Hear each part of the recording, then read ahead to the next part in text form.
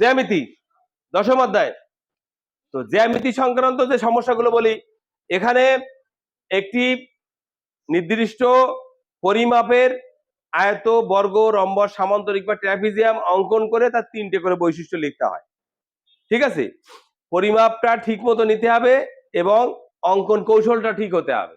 আমরা ত্রিকোণী দিয়ে এটা মেপে আঁকবো এবং বৈশিষ্ট্য লেখার সময় খেয়াল করব যে একই রকম বৈশিষ্ট্য যেন দুই রকম না, দুই জায়গায় না আসে। ঠিক আছে, ইন্ডিভিজুয়াল বৈশিষ্ট্য লিখে লিখে দেখাবো। বুঝেছি কিনা? আচ্ছা, এরপরে আসি বৃত্ত। বৃত্ততে আছে কি, একটা নির্দিষ্ট ব্যাসার্ধের বৃত্ত অঙ্কন করা। অনেক সময় ব্যাসার্ধ দেওয়া থাকে, অনেক সময় ব্যাস দেওয়া থাকে। যদি ব্যাস দেওয়া থাকে তাকে ব্যাসার্ধে কনভার্ট করে নিতে হবে, 2 দিয়ে ভাগ করে। ব্যাস দেওয়া থাকলে ব্যাসার্ধে কনভার্ট করে নিতে হবে, আর ব্যাসার্ধ দেওয়া থাকলে ডাইরেক্ট ব্যাসার্ধ নিতে হবে। আবার অনেক সময় দেখা যায় কি মিলিমিটারে দেওয়া আছে, তখন মিলিমিটারে মাপে আমি নিতে হবে, অথবা মিলিমিটারকে সেন্টিমিটার করে নিতে হবে। ঠিক আছে, তো আমাকে সবসময় খেয়াল করতে হবে দেওয়া আছে কোনটা, ব্যাস না ব্যাসার্ধ, এইটা মাথায় রেখে কিন্তু আঁকতে হবে। এখানেও বৃত্তের বিভিন্ন অংশ দেখাতে হবে, নির্দিষ্ট পরিমাপে বৃত্ত অঙ্কন করতে নির্দিষ্ট অংশ দেখাতে হবে এবং 3টে বৈশিষ্ট্য লিখতে হবে। বৃত্ত বা সামান্তরিক থেকে কিছু কিছু ছোট প্রশ্ন আসে, এগুলো আমরা অনেক প্র্যাকটিস করেছি, আমি আর বলবো না। ঠিক আছে, এরপরে আসি শতকরার ধারণা। শতকরা হচ্ছে এখানে 2 টাইপের অঙ্ক আছে, একটা আছে মুনাফা আসল, আর একটা হচ্ছে লাভ ক্ষতির। দুই রকম অঙ্ক আছে, যে কোনো এক রকমের অঙ্ক আসবে।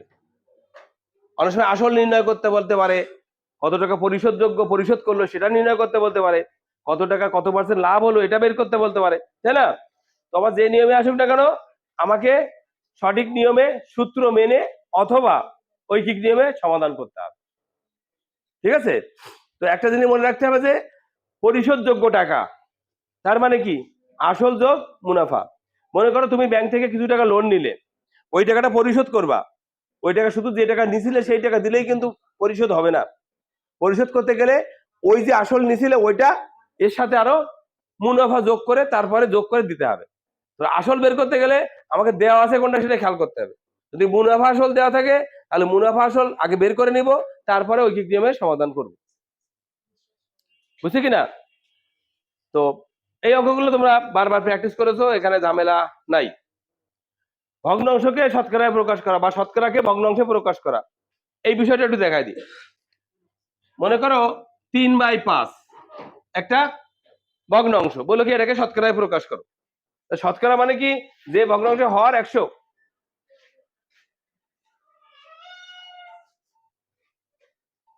আস্তে আস্তে। শতকরা একটি ভগ্নাংশ বা অনুপাত যার হর 100। শতকরা একটি ভগ্নাংশ বা অনুপাত যার হর 100। তাহলে একে হর 100 করার জন্য চেষ্টা করতে হবে। 100 করার জন্য কি করতে হবে, আমাকে দুটো নিয়মে করতে পারি। আমি লব এবং হরকে 100 দিয়ে গুণ করে করতে পারি, অথবা যদি হর এরকম থাকে যে কোনো সংখ্যাতে গুণ করলে 100 হচ্ছে, 20 দিয়ে গুণ করলে 100 হচ্ছে, তাহলে ডাইরেক্ট 20 দিয়ে লব এবং হরকে গুণ করতে পারি। দেখো দুটো নিয়ম, 3 গুণ আমি 20 দিয়ে গুণ করলে 100 হয়, তাহলে 5 গুণ 20, এই তাহলে 60/100।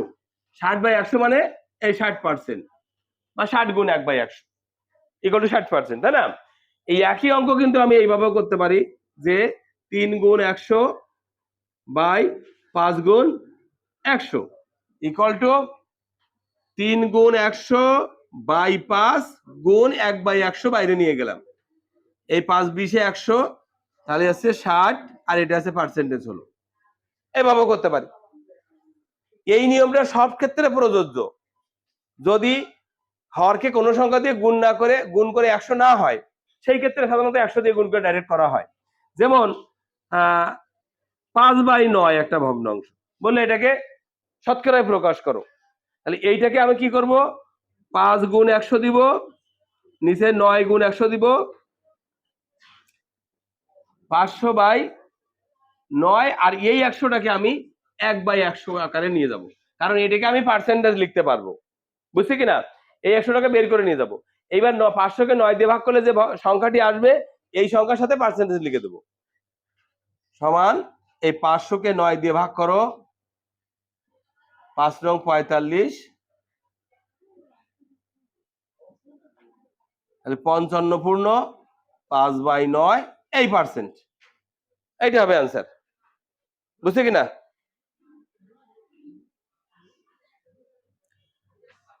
এই এরপরে বুঝছে এটা? এরপরে একটা সমস্যা আছে যে মনে করো বললো যে গড় হচ্ছে রাশিগুলোর সমষ্টিকে রাশিগুলোর সংখ্যা দিয়ে ভাগ, রাশিগুলোর সমষ্টি ভাগ রাশিগুলোর সংখ্যা ইকুয়াল টু গড়। তো গড় আমরা এখানকার যে সিম্পল অঙ্কগুলো কতগুলো গড় দেওয়া সংখ্যা দেওয়া আছে আর রাশিগুলোর সংখ্যা দেওয়া আছে, গড় বের করতে রাশিগুলোর সমষ্টি বের করব, রাশিগুলোর সংখ্যা দিয়ে ভাগ করব, ঠিক আছে? কিন্তু ঝামেলা যেটা দেখো, মনে করো দুই দল,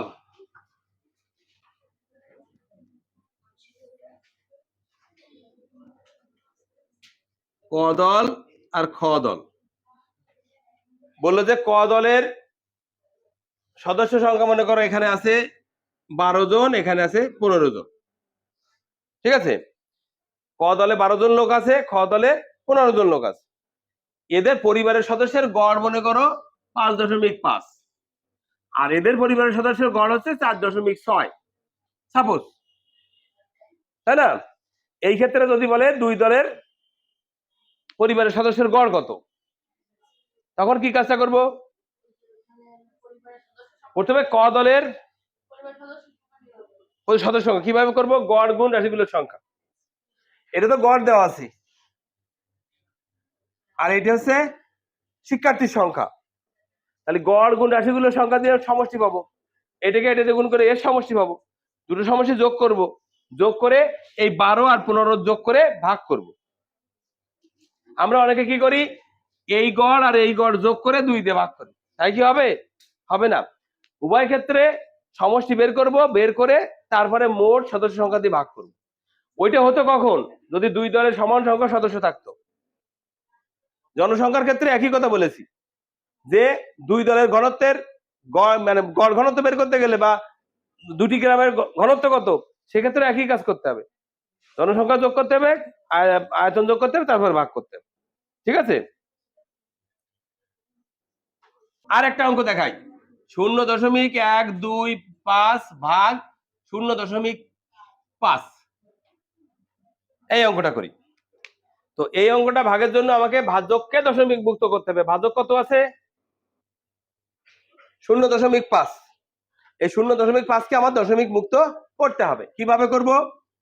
আমাকে এখানে কত দিয়ে গুণ করলে দশমিক মুক্ত হয়? 10 দিয়ে। তাহলে একেও 10 দিয়ে গুণ করবো, একেও 10 দিয়ে গুণ করবো। 0.125 গুণ 10 ভাগ 0.5 গুণ 10 ইকুয়াল টু, এখন 10 দ্বিগুণ করলে এক অঙ্ক পরে দশমিক হয়ে যাবে, তাই না? এই ভাগ 5, এটা দশমিক মুক্ত হলো, এটা কিন্তু মুক্ত হলো না, তাতে সমস্যা নাই। এখন এই ভাগটা আমাকে করতে হবে, 1 2 0., এটাকে 5 দিয়ে ভাগ করো। প্রথমে দশমিকের আগে যে সংখ্যাটা আছে এই সংখ্যার মধ্যে যায় কিনা দেখতে হবে আগে, না গেলে 0 বাদ যায়, এই থাকলো কত? 1। দশমিককে যখন খরচ করে যাব একটা দশমিক দিয়ে নিব, এবার কাটবো কত? 2, 5 দোকানে 10, থাকলো কত? 2, কেটে নামাও 5, 5 5 25 হলো, বুঝছি? তাহলে এইভাবে আমরা দশমিকের ভাগ করতে পারি। দশমিক সম্পর্কে আর কোনো ঝামেলা আছে? একক নির্ণয় করা, গুণ করা, ভাগ করা, যোগ করা, বিয়োগ করা, তাই না? অনেক সময় দেখা যায় বাসের অঙ্ক যেটা আছে আমাদের সাধারণ ভগ্নাংশে, ওর একটা অঙ্ক এখানে থাকতে পারে, অংশগুলো যোগ করবা, যোগ করে 1 থেকে বিয়োগ করবা, বিয়োগ করে এত অংশ সমান এত, এক অংশ সমান কত, এক অংশ বের করতে গেলে ভাগ করতে হয়, একই নিয়মে করবা। সাধারণ ভগ্নাংশ আমি খালি কি পয়েন্ট গুলো বলবো, ঠিক আছে?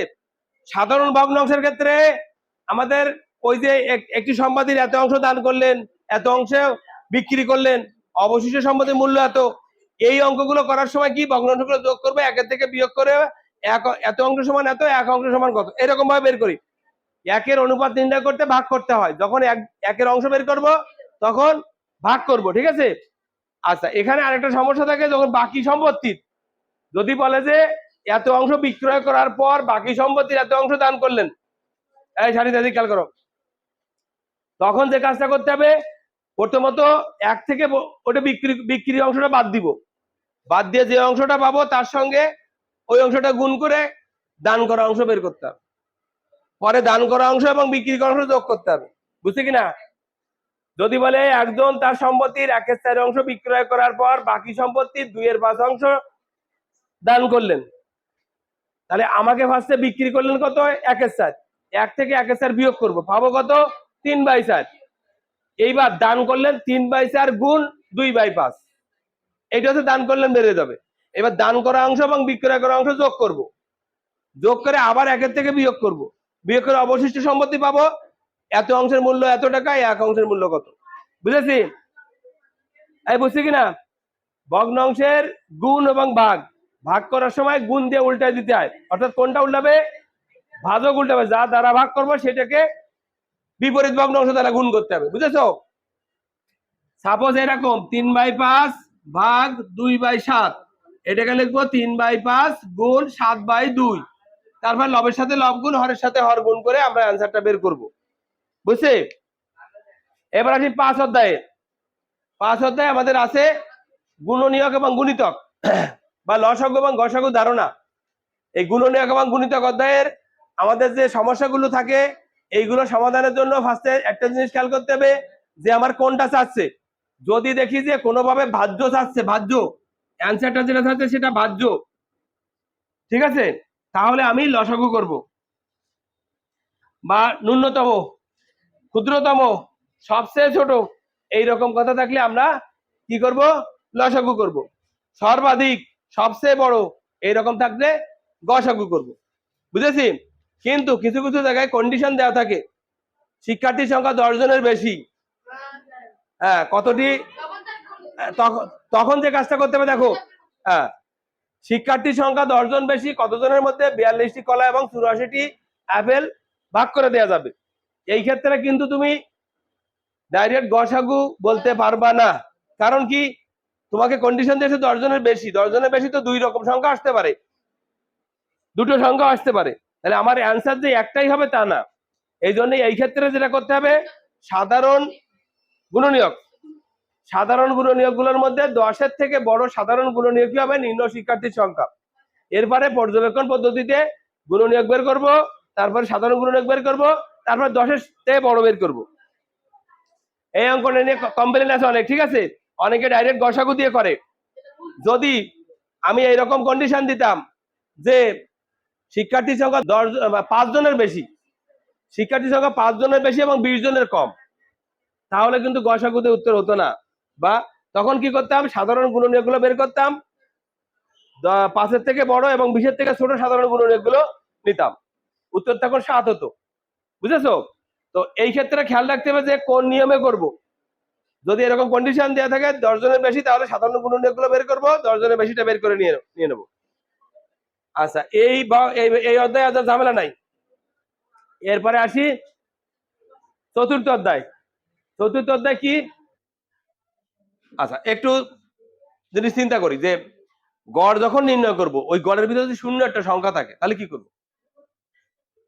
যে সংখ্যাগুলো গড় নির্ণয় করতে বলেছে ওই মধ্যে ওদের শূন্য একটা সংখ্যা আছে, হ্যাঁ, ওই শূন্যটাকে একটা রাশি ধরবো, যোগ করার সময় অর্থ যোগফলে কোনো পরিবর্তন হবে না, বাট শূন্যকে একটা রাশি ধরবো।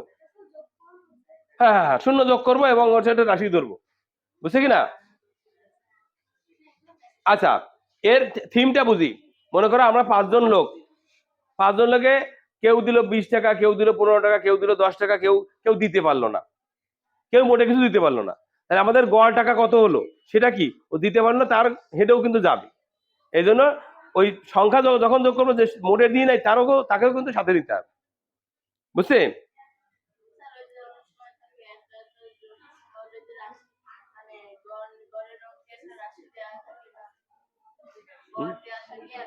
রাশিগুলো, হ্যাঁ, তাহলে ওখানে কিন্তু ওই গড়ের সূত্র থেকে আমরা বিভিন্ন সূত্রে যেতে পারি। যেমন রাশিগুলোর সংখ্যা ইকুয়াল টু কি হবে বলো? রাশিগুলোর সংখ্যা ইকুয়াল টু কি? রাশিগুলোর সমষ্টি ভাগ গড়। এখান দিয়ে আমরা মানে গড়ের যে সূত্রটা আছে এই সূত্রটা ব্যবহার করে আমরা অনেকগুলো সূত্র, 3টে সূত্র মোট বের করা যেতে পারে। তাহলে আমার দেখো রাশিগুলোর সমষ্টি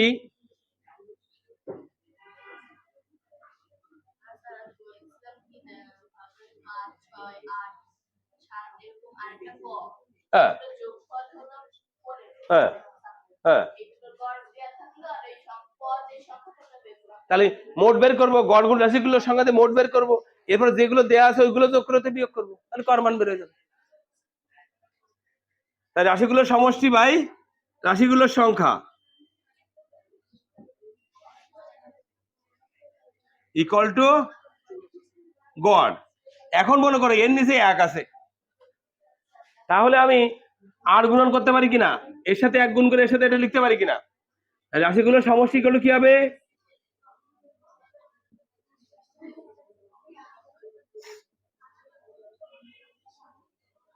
সমান রাশিগুলোর সংখ্যা গুণ গড়।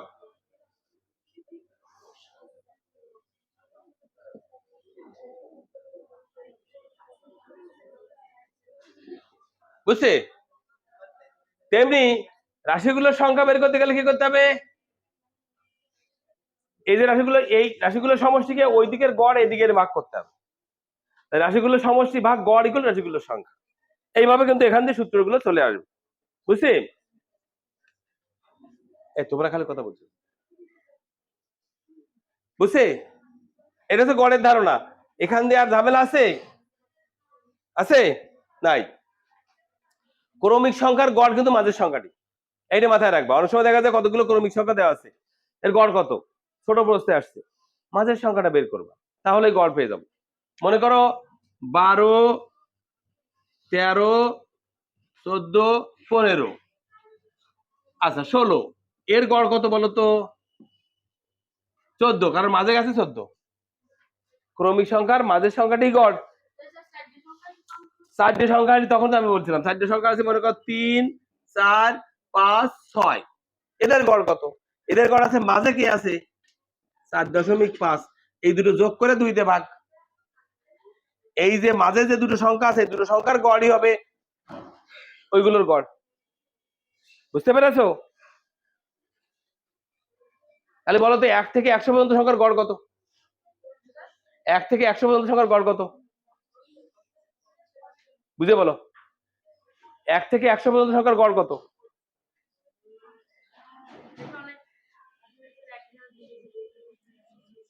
1 থেকে 100 পর্যন্ত সংখ্যা যোগ করে কি 2 দিয়ে ভাগ করবা?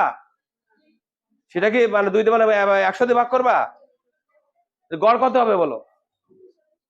হ্যাঁ 50 হয়। 50 কি মাঝে থাকে? মাঝে কে থাকে? হ্যাঁ 50.5, 50.5, বুঝেছো?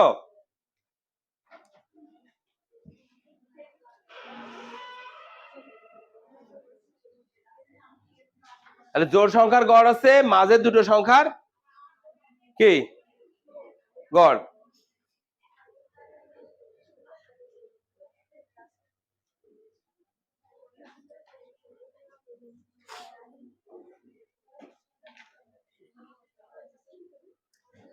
বুঝছি?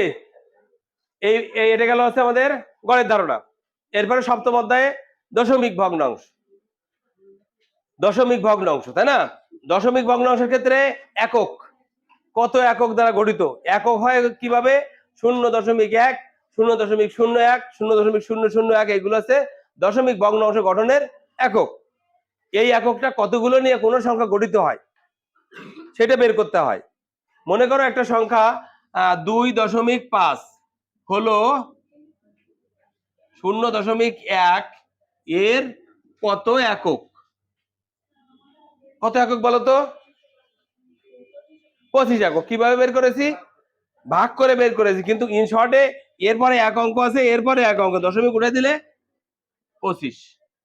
বুঝেছো? দশমিক উঠে যায়, মানে এর সমান সংখ্যক অঙ্ক পরে যদি দশমিক থাকে, দশমিক উঠে দিলে কিন্তু পাওয়া যায়, 1 দিয়ে ভাগ করা হয় তখন। ঠিক আছে? আবার যদি বলতাম 2.05 হলো 0.001 এর কত একক? এটা বলো তো। তো এখানে খেয়াল করো, এখানে 3টি অঙ্ক আছে না, আর এখানে কয়টা অঙ্ক আছে? 2টো অঙ্ক। তাহলে এখানে 3টে অঙ্ক যদি আমি বানাই দিতে পারি, তারপরে দশমিক উঠাই দিলে কিন্তু সংখ্যাটি পেয়ে যাব। কত? 2050 একক। ক্লিয়ার? তাহলে আমাকে যদি এখানে 3 অঙ্ক থাকে, এখানে 3 অঙ্ক বানাই দিতে হবে শূন্য দিয়ে, যতগুলো শূন্য লাগে দিয়ে সমান করে নিয়ে তারপর দশমিক উঠে দিলে কিন্তু তত একক পেয়ে যাবো। ঠিক আছে? আচ্ছা, দশমিক ভগ্নাংশের যোগ বিয়োগ গুণ ভাগ। ভাগের ক্ষেত্রে একটু ঝামেলা, যোগ বিয়োগ গুণ ভাগ তো যোগ বিয়োগ তো বুঝি, দশমিকের সাথে দশমিক বলতে বাকি অঙ্কগুলো যোগ করলেই হয়ে যাবে বা বিয়োগ করলে হয়ে যাবে। আচ্ছা, গুণের ক্ষেত্রে কি করব? আমরা অ্যাজ ইউজুয়াল দশমিক নাই মনে করে গুণ করে কত অঙ্ক পাবে দশমিক আছে সেগুলো বের করলে হয়ে গেল। একটা জিনিস খেয়াল করো, এরকম 0.1 গুণ 0.1 গুণ 0.1, এটা কত হবে বলো তো? প্রথমত মনে করো দশমিক নাই, তাহলে 1 গুণ 1 গুণ 1, তার মানে 1। এইবার চিন্তা করবো যে এর এক অঙ্ক আগে দশমিক, এর এক অঙ্ক, এর এক অঙ্ক, তাহলে 1 অঙ্ক 2 অঙ্ক 3 অঙ্ক, তাহলে এখানে 3 অঙ্ক আগে এই দশমিক, বুঝছে? গুণ করে গুণে দশমিক বসায় দিতে হবে। ঠিক আছে? এটা করতে হবে। এখন যেটা সমস্যা হয় ভাগের ক্ষেত্রে, তো দশমিকের ভাগ, এই ক্ষেত্রে আমাকে ভাজককে দশমিক মুক্ত করে নিতে হয়, অথবা দশমিক ভগ্নাংশকে সাধারণ ভগ্নাংশে রূপান্তর করে, দুটো নিয়মেই করা যায়। হয় তোমাকে দশমিক মুক্ত করে নিয়ে ভাগ করবা, যদি ভাজকে দশমিক থাকে, এই ভাজকে দশমিক থাকলে ভাগ করা যাবে না। আর কি করা যাবে? দশমিক ভগ্নাংশকে সাধারণ ভগ্নাংশে রূপান্তর করে তারপরে ভাগকে গুণে রূপান্তর করে করা যাবে। একটা ভাগ করে দেখাই তাহলে।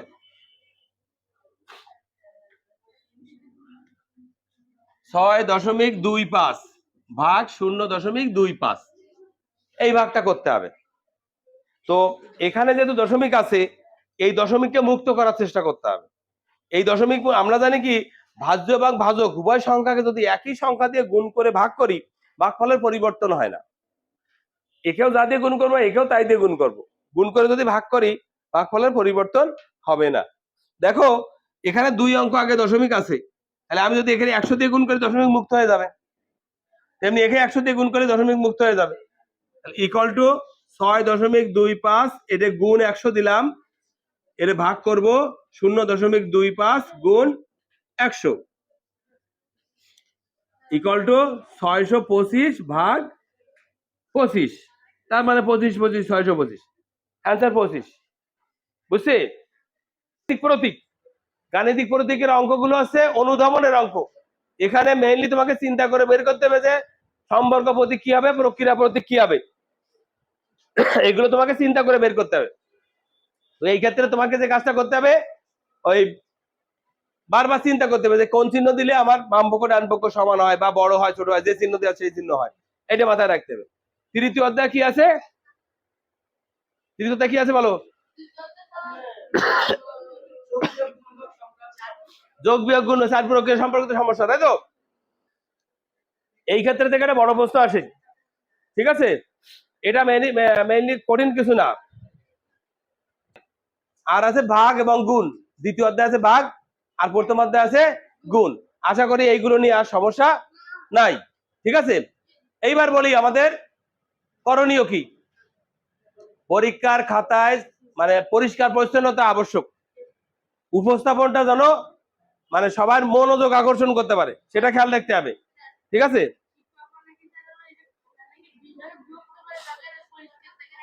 না ওইরকম না। তো এটা মাথায় রাখতে হবে যে আমার পরিষ্কার পরিচ্ছন্ন ভাবে অ্যান্সারটা সুন্দরভাবে দিতে হবে, হাতের লেখা খারাপ হতে হবে, এটা ঝামেলা না। একটা উত্তর থেকে আরেকটা উত্তর যখন লিখবো তখন মাঝে একটু গ্যাপ হবে, কারণ কি, যখন স্যাররা দ্রুত খাতা দেখে দাগ নাম্বারটা তোমার এমন ভাবে দেওয়া যেন বোঝা যায় না কোনটার পরে কোনটা, যেন প্রশ্নের ইন্ডিভিজুয়ালিটি বোঝা যায় যে এইটা এটার উত্তর, এটা এটার উত্তর। ঠিক আছে? মার্জিন দেওয়ার সময় এদিকে এক প্রস্থ রাখবা আর এদিকে এক প্রস্থের একটু বেশি রাখবা, মার্কিং করা জায়গাটা রাখবা। ঠিক আছে? এরকম স্কেল ধরে এক প্রস্থ রাখবা এদিকে,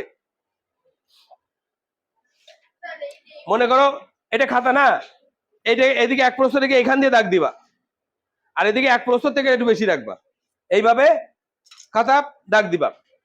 তোমার খাতায় বিভিন্ন কালারের কলম ব্যবহার করা যাবে না, তুমি শুধুমাত্র তুমি কালো কালির কলম দিয়ে ব্যবহার করবা, ঠিক আছে? বিভিন্ন কালির ব্যবহার করা যাবে না।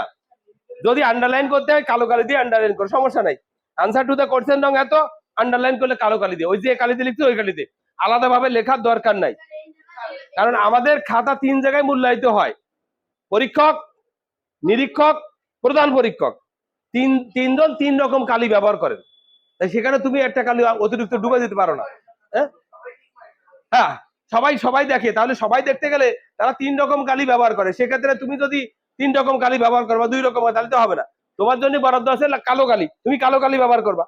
যে পরীক্ষক তার জন্য লাল কালি, সে লাল কালি ব্যবহার করবে, ঠিক আছে? এটা মাথায় রাখতে হবে। আর পরীক্ষার খাতায় কোন রকম চিহ্ন দেওয়া, সেটা কিন্তু আবার একটা ঝামেলা। কোন চিহ্ন দেওয়া যাতে তোমাকে মার্কিং করা যায়, এরকম কোন চিহ্ন দেওয়া যাবে না, ঠিক আছে? যদি তোমার ওএমআর এ ভুল হয় পূরণ করতে, ওএমআর পূরণ করতে যদি ভুল হয়, এটাকে তাৎক্ষণিকভাবে তুমি যে ইনভিজিলেটর থাকেন বা ডিউটিতে যে থাকেন ওনাকে ইনফর্ম করবা যে স্যার আমার এটা ভুল হয়েছে, উনি টুকে নিয়ে যাবেন যে কার ভুল হয়েছে, ঠিক আছে? এটা নিয়ে অডিট হওয়ার কিছু নাই, এটা ভুল হতেই পারে, ঠিক আছে? পরীক্ষার জন্য এর জন্য প্রভাব না পড়ে, ঠিক আছে? তবে ভুল হলে সেটা ইনফর্ম করবা। এবং লাস্টে যখন খাতা গুলো তুমি অ্যাড করবা তখন কতগুলো অতিরিক্ত পেজ নিয়েছো, লাস্টে যে তুমি গুনে দেখাবা স্যারে যে স্যার আমি এতগুলো অতিরিক্ত নিয়েছি, ওখানে সেই সংখ্যাটা লিখে সেই গোল্লাটা পূরণ করবা, ঠিক আছে? এই হ্যাঁ, আর আরেকটা কথা বলি, আমরা অনেক সময় কি করি, খুব কাছাকাছি লিখি, একটু মোটামুটি সুন্দরভাবে যাতে পড়া যায়, দূরত্ব একটু বজায় রেখে সুন্দর করে লিখবো, ঠিক আছে? আর গণিতের ক্ষেত্রে বলবো, গণিতের ক্ষেত্রে 1 নম্বরের প্রশ্নের উত্তরে কোনো সমাধান করা লাগবে না, যেগুলো টিক চিহ্ন দিতে হয়। টিক চিহ্ন তো আমরা দিই না, আমরা সঠিক উত্তরটি উত্তরপত্রে লিখি।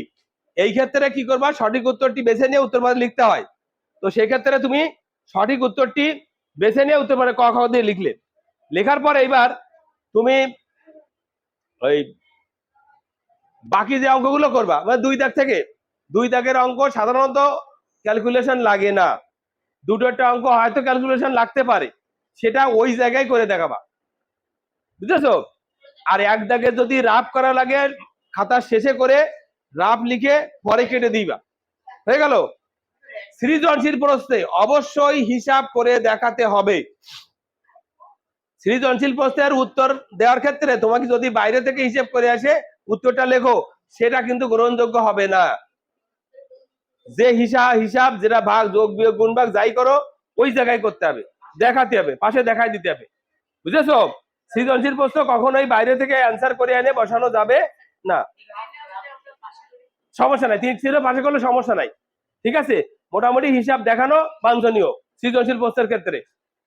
আর জ্যামিতির চিত্র অঙ্কনের সময় মাপ ঠিক রাখতে হবে, বৈশিষ্ট্য লেখার সময় ঠিক রাখতে হবে, খেয়াল রাখতে হবে যে আমার ব্যাসার্ধ দেওয়া আছে না ব্যাস দেওয়া আছে, এটা মাথায় রেখে করতে হবে। আর কারো কোনো প্রশ্ন আছে কিনা বলো? অঙ্কনের বিবরণ যদি চাই তো দিতে হবে, যদি চাই না তো দিতে হবে, সাধারণত চাবি না, চিত্র অঙ্কন করো এবং বৈশিষ্ট্য লেখো, এইরকম ভাবেই আসে। আর যদি চাই তাহলে যেভাবে এঁকেছো সেইভাবে দিবা।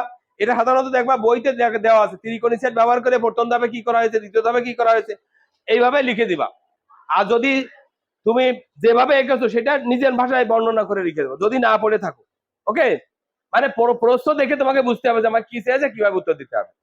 আমি কি বললাম সেটা কিন্তু ম্যান্ডেটরি না, প্রশ্ন কি বললো সেটাই ম্যান্ডেটরি। প্রশ্ন তোমাকে বললো বর্ণনা লেখো, তুমি বর্ণনা লিখবা, স্যার বলেছে বর্ণনা লিখতে পারে, এটা না, তোমাকে যেটা প্রশ্ন বলবে সেটা তোমাকে করতে হবে এবং প্রশ্ন বুঝে উত্তর দেওয়ার চেষ্টা করতে হবে। কত গ্রামে 56% 42 গ্রাম, এই অঙ্কটা আমাদের করতে গেলে সমস্যা হয়। কত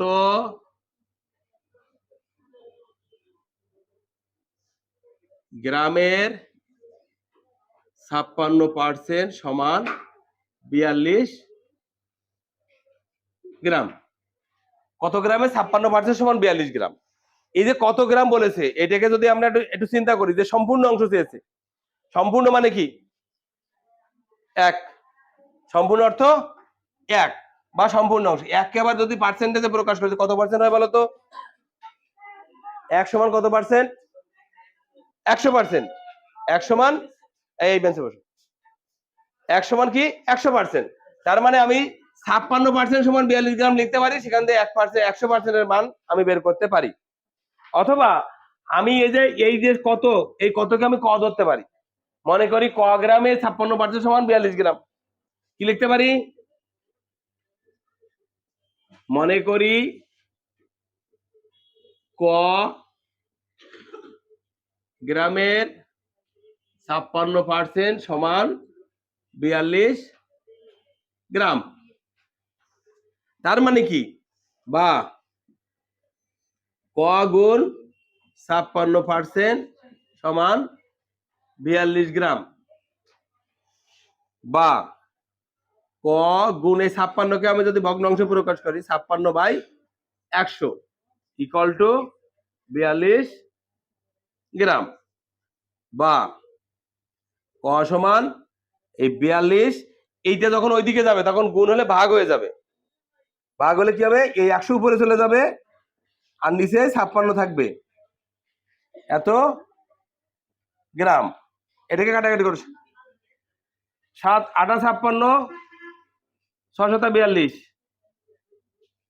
4 2 দিয়ে কাটো, 2 দিয়ে কাটলে হচ্ছে কত হয়,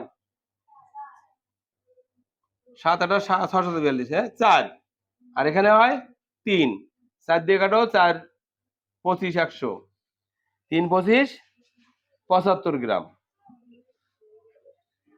75 গ্রাম, হ্যাঁ হ্যাঁ, কাটাকাটি তুমি যে কোনো সংখ্যাতে কাটতে পারো, বড় সংখ্যাতে কাটাই ভালো, বড় সংখ্যাতে কাটাই ভালো, ছোট সংখ্যাতে বারবার কাটা লাগে, আর বড় সংখ্যাতে সহজে কাটা যায়, বুঝেছো? তাহলে এইরকম টাইপের যদি অঙ্ক থাকে তাহলে আমি এই নিয়মে করতে পারি। আবার শর্টকাটে করতে পারি কি, 56% সমান 42 গ্রাম, 42 গ্রাম, বা 1% সমান 42/56 গ্রাম। অতএব সম্পূর্ণ অংশ বা 100% সমান এই 42/56 গুণ 100। দেখো এই এই এই যে আসছে, একই রকম আসছে না? তাহলে এখানে কাটাকাটি করে সেই 75 আসবে। ওকে, শতকরা আর কোনো সমস্যা আছে কিনা?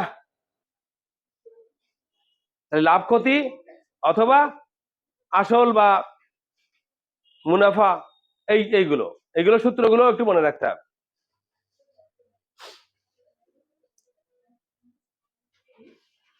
নেক্সট আসি গড়।